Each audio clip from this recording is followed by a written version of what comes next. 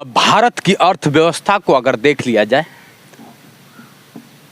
तो सब में भिन्न भिन्न नज़र से आप देख सकते हैं। उसमें एक अलग भिन्नता अगर आपको देखती है तो कोयले से देखती है। आप देख रहे हैं वो उसमें पूरा कोयला है और कोयला वहाँ से उत्पन्न होता है। मुझे लगा कि भारत की एक एक इकाई को मुझे दिखाना चाहिए।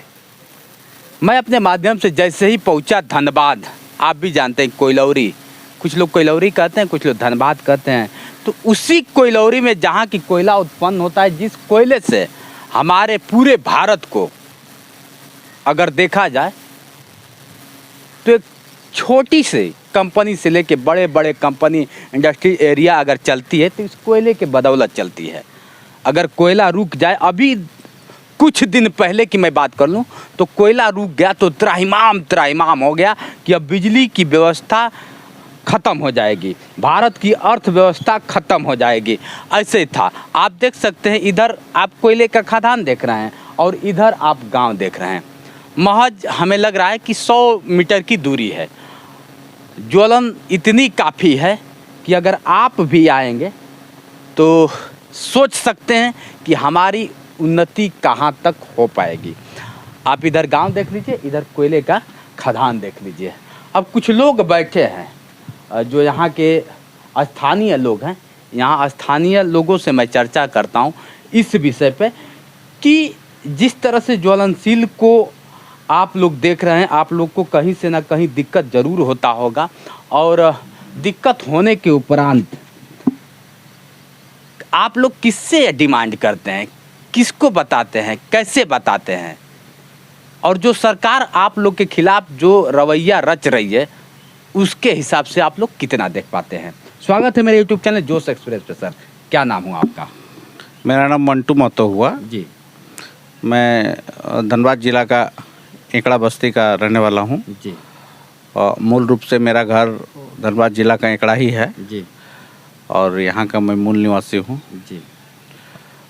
अगर देखा जाए तो धनबाद में कोयलौरी में अगर देखा जाए कोयले को लेकर काफ़ी दिक्कतों का सामना करना पड़ रहा है। यहाँ पे दो ही चीज़ है, या तो प्रदूषण की हम बात कर लें, न तो ज्वलनशील की बात कर लें। लोग जल भी रहे हैं और प्रदूषण भी नहीं बच पा रहा है। और यहाँ के लोगों को भी अगर देखा जाए तो जो अस्थायी रूप से चाहिए उसको भी नहीं मिल पा रहा है। इसमें किसकी अगर देखा जाए तो किसकी ज़्यादा गलती है? देखिए, यहाँ सरकार, सबसे दुख की बात है कि प्रतिदिन ये कोयला क्षेत्र, ये जो कोयलेरी क्षेत्र धनबाद का बीसीसीएल इलाका है, सीसीसीएल है, सेल है, टिस्को है, प्रतिदिन अग्नि प्रभावित इलाका होने के कारण, फायर होने के कारण और प्रतिदिन कोयला लगातार लाखों टन के हिसाब से यहाँ कोयला जल रही है, जो सरकार का काफ़ी मिनरल्स का नुकसान हो रहा है जी। लेकिन जलने के पीछे कारण है सरकार का नीति गलत है। सरकार नीति नहीं बना पा रही है। सरकार यहाँ के रैयतों, विस्थापितों को विस्थापन नहीं कर पा रही है विस्थापन नीति के साथ में। सरकार का जो भूमि अधिग्रहण नियम है वो भूमि अधिग्रहण नियम लागू नहीं कर पा रहा है, यहाँ पे लोगों को नहीं मिल रहा है। सरकार का जो यहाँ पे नियोजन नीति बननी चाहिए यहाँ के लोगों के लिए, यहाँ के रैयतों के लिए, यहाँ के विस्थापितों के लिए, वो नियोजन नीति नहीं बना पा रही है सरकार। तो जिसके कारण अब जो बीसीसीएल है, जो कोल इंडिया की इकाई है, जो बीसीसीएल है, वो यहाँ पे उत्खनन परियोजनाएं चलाना चाह रही है और वो परियोजनाओं के लिए सरकार एनओसी नहीं ले रही यहाँ के लोगं से, भूमि अधिग्रहण नहीं कर पा रही है, उसको पेमेंट नहीं हो रहा है, विस्थापन नहीं कर पा रही है, जिसके कारण कोयला क्षेत्र का गांव जो हो से, कोयला प्रभावित क्षेत्र का या उत्पादन एरिया का गांव जो हो से कि यहाँ से हट नहीं रहे, विस्थापित नहीं हो रहे। परिणाम है कि कोयला लाखों टन जल रहा है, सरकार को नुकसान हो रहा है। तो ये दुख का बात है। और आज़ादी के बाद से आज तक सरकार जो से कभी भी इस विस्थापितों को लाभ हो और विस्थापित हंसी खुशी अपना गांव घर छोड़ करके जाए, जिससे यहाँ कोयला का उत्पादन हो, प्रोडक्शन हो और देश के काम में लगे। किसी भी कार्य को करने से पहले सर्वे किया जाता है। यस, सर्वे किया जाता है। अगर इस गांव को मुझे हटाना ही है इस गांव को हटाना ही है तो हम सर्वे के आधारित पे ही हटा सकते हैं। ये नहीं कि हम तुरंत आए बुलडोजर अपना चला दिए, ये कहाँ का नियम है।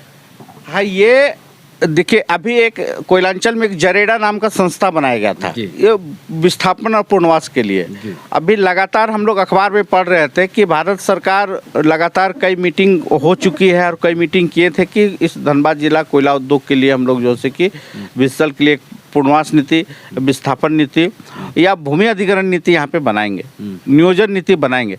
लेकिन अभी तक आज के डेट तक सारा बैठक फेल हो गया और किसी तरह का कोई भूमि अधिग्रहण नीति या नियोजन नीति या विस्थापन नीति अक्सर होता है कि इस डिजिटल युग में आपकी जितनी धाराएं हैं धरी की धरी रह जाती हैं। जुबान से तो आप कुछ भी कह देते हैं, जियो तैयार कर देते हैं, लेकिन जियो आपके मिनिस्ट्री तक ही रह पाती है, धरातल पे क्यों नहीं आती है, सवाल तो उठता है। जरूर, जिस जियो को आप बहुत दमखम लगाकर तैयार करते हैं वो जियो आपके धरातल पे कब दिखेगा, पूछता है धनबाद। आखिर कब तक कैसे चलेगा। सर, मैं आपसे सवालात करना चाहूँगा, जिस तरह से आप बता रहे हैं कि यहाँ की नीतियों पे लोग बेखुमार कर लेते हैं लेकिन साबित कर नहीं पाते हैं, तो इसको साबित करने के लिए क्या करना चाहिए कि मतलब आप जो चाहते हैं इस धरातल पे साबित हो पाए। नहीं, हम लोग यहाँ 50 वर्ष से यहाँ के गांव के लोग, यहाँ के लोग जल जंगल ज़मीन की लड़ाई, यहाँ के झारखंड की लड़ाई रहा है। यहाँ का जंगल बचा रहे, पर्यावरण जिससे बचा रहे, यहाँ का पानी बचा रहे, नहर नदी नाला बचा रहे, यहाँ का खनिज संपदा बचा रहे, ये हम लोग संघर्ष में है। लेकिन सरकार कानून बनाती है, अगर किसी तरह का वो कानून धरातल पे लागू नहीं हो पाता है। अभी एक लार एक्ट बनाए सरकार, भूमि अधिग्रहण नीति बनाई थी केंद्र सरकार, लार एक्ट। लेकिन लार एक्ट में कई जगहों पथ निर्माण क्षेत्र में नेशनल हाईवे में 4 गुना पैसा देकर के, पेमेंट देकर के लार गुना नेशनल हाईवे के विस्थापितों को मिला। लेकिन कोयला उद्योग को विस्थापितों के लिए वो लार एक्ट कोयला उद्योग में लागू नहीं है और 4 गुना देने के लिए सरकार तैयार नहीं है और ना ही कोई नीति, रोजगार नीति बनाने के लिए। अगर सरकार अगर इस नीति को फॉलो कर लेती है तो क्या आप लोग गांव छोड़ के यहाँ से चले जाएंगे? जरूर, अगर सरकार गांव के हित में, अगर यहाँ के लोगों को रोजी रोजगार, घर द्वार, यहाँ के जल जंगल भूमि संरक्षित रहे और लोगों को यहाँ रोजी रोजगार मिले तो क्यों नहीं हम लोग छोड़ेंगे। हमारा बच्चों का, हमारा भविष्य अगर सुरक्षित है सरकार की नीति से, हमारा अधिकार, हमारा हक अगर मिलेगा, सरकार देगी, तो हम सरकार के साथ हैं, मानेंगे, क्यों नहीं मानेंगे। हम तो आज़ाद देश का है नागरिक, आज़ाद देश के आज़ाद नागरिक हैं। स्वतंत्रता सबको होती है और ये भारत स्वतंत्र है, सबको अधिकार है। जितना अधिकार यशस्वी हमारे प्रधानमंत्री को है उतना ही अधिकार एक आम नागरिक को भी है। ये संविधान में वर्णित है, बताना नहीं है। भारत हमारा संविधान से चलता है, इसको हम और आपके कहने से, बयां करने से नहीं हो पाएगा। और वर्णित सच्चाई है कि जिसको जो हक है उसको आपको देना ही पड़ेगा, चाहे वो आम अधिकार हो, चाहे एक मिनिस्टर का अधिकार हो। क्या सर? जरूर। तो यहाँ के नागरिकों का मांग क्या है, यहाँ के गांव वालों का, स्थानीय लोगों का सरकार से क्या मांग है सर? हम लोग का सरकार से सबसे पहला चीज़ है कि हमारा ज़मीन को कोल इंडिया जबरन या बीसीसीएल जबरन जो हमारा ज़मीन है वो उस ज़मीन को दखल दिखा करके उस ज़मीन को अपनाना चाह रही है, जबरन उस पर उत्खनन करना चाह रही है।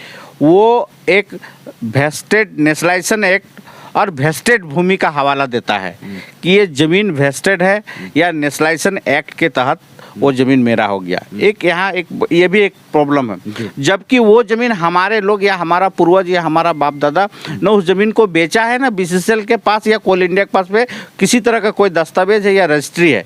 केवल वो नेशनलाइजेशन एक्ट और वेस्टेड कानून बता करके, वेस्टेड भूमि बता करके वो चाह रही कि मेरा ज़मीन हड़प ले। हमारा ज़मीन पे बिना प्लानिंग, बिना जबरन, बिना मुआवजा का, बिना रजिस्ट्री का, बिना एनओसी का लिए हमारा ज़मीन पे प्रोजेक्ट तैयार कर दे रही है, कोयला उत्पादन स्टार्ट कर दे रही है।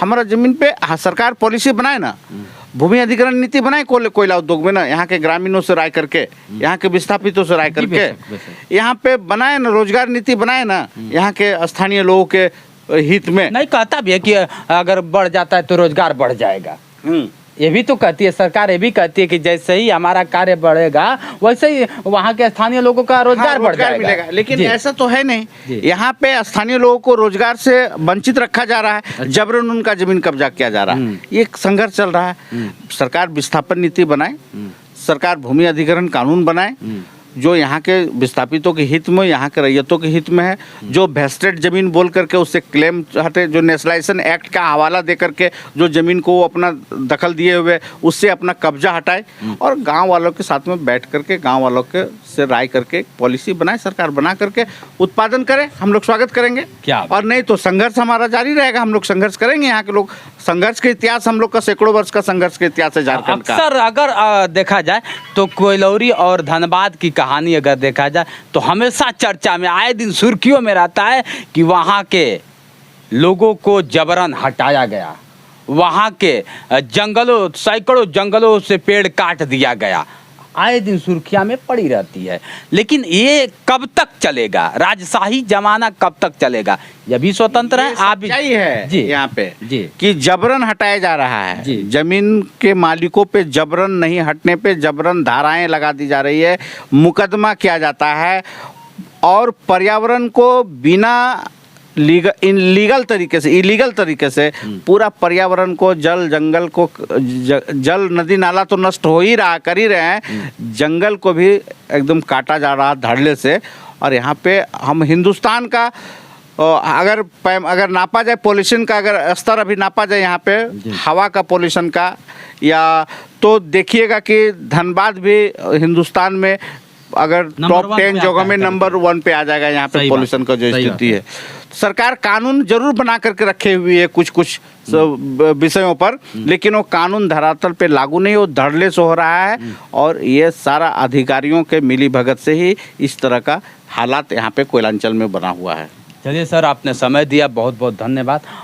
मैं यहाँ के मुख्यमंत्री, यहाँ के मंत्रियों से गुजारिश करूँगा, यहाँ के शासन प्रशासन से भी गुजारिश करूँगा, अगर आपको इनकी ज़मीन लेनी ही है, मैं भी चाहता हूँ कि भारत में रोजगार बढ़े, बेरोजगार इतनी हो गई है कि उस पर सवालात उठाना बड़ा मुश्किल हो गया है, जवाबदेही बनेगा कौन? लेकिन आप एक कानून बनाइए, उस कानून के तहत ही आप किसी पे कार्रवाई या जो भी करना है करिए। मैं यशस्वी प्रधानमंत्री से भी चाहूँगा, गुहार लगा रहा हूँ कि इस चैनल के माध्यम से कि धनबाद वासियों को आप उनका हक दिलाकर आप इंडस्ट्री एरिया और बढ़ा दीजिए, कोयले का खदान और बढ़ा दीजिए, लेकिन इनका हक जो है उसको मुहैया कराया जाए, मैं ये गुजारिश करूँगा। चलिए दोस्तों, आज के लिए बस इतना ही। बने रहिए हमारे वीडियो के साथ। मैं हूँ जितेंद्र दिव्यांग और आप देख रहे हैं मेरा यूट्यूब चैनल जोश एक्सप्रेस। नमस्कार दोस्तों।